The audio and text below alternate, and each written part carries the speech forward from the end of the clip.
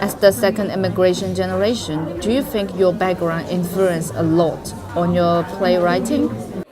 I mean, it seems like most of my work has to do with these East-West issues that come out of the fact that my parents are immigrants from China, and that I grew up as an American. So, however, I have to say, as I get older, I feel like it's not just a Chinese American issue. I think that so much of the 21st century is about people moving from one place to another. People who grew up in one place and then ended up working or living in another place. So the movement of people across borders and across cultures is greater than it's ever been in human history. And that means that this issue of displacement, migration, and identity, I think applies to a lot of people, not just Chinese or Chinese Americans. So what influenced you the most in your writing? I mean, I think essentially what I try to do as a writer is create something that I find interesting. I think writing is really, for me, a very personal journey of exploration, and that if I'm lucky, sometimes other people agree with me and also find it interesting. Sometimes they don't, and that's just what writing is about. Well, since yourself didn't grow up in China or really spend a long time living in China, then how do you get to know all these Chinese culture things? You know, I guess I've spent, ever since 2005, I tend to go to China about 2 or 3 times a year. So I didn't grow up in China, but I think also because my father at a certain point in his life was a consultant trying to help American businesses get contracts in China, so I feel like I've been around that subject matter a lot.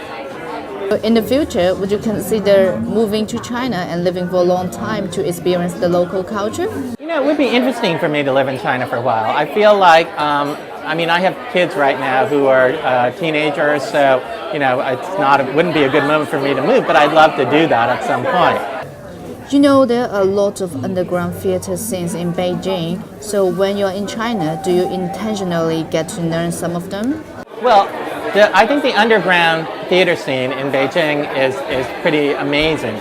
My problem is because I don't speak, I can't necessarily understand what they're saying. So what I did about 6 weeks ago was I brought 4 Chinese language playwrights to New York. Meng Jinghui was among them, and we did Meng's play. The English title is Punk's Carnival, and did an English translation of it, and as well as a Shanghainese playwright, one from Taiwan and one from Hong Kong. So this was a way for me to begin to learn about the theater that's going on in China right now.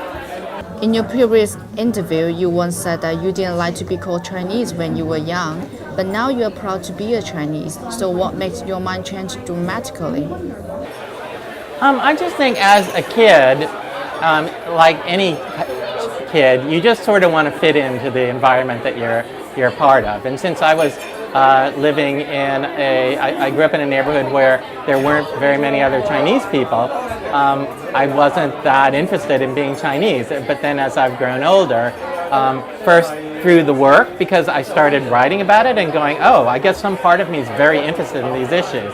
And then as I've grown and become an adult, I've been very lucky in that China, because of the rise of China, and that China is much more central to the imagination of the rest of the world right now than it was when I was a kid. So I think all these things combine to make me more interested in China as I've grown older. So what is your next play and what is it about? But my next play is about the martial artist Bruce Lee. It's called Kung Fu, and that opens in New York in early 2014. It basically, the play is, I call it a dance-ical, because, in a musical, you have scenes and then songs that move forward the story.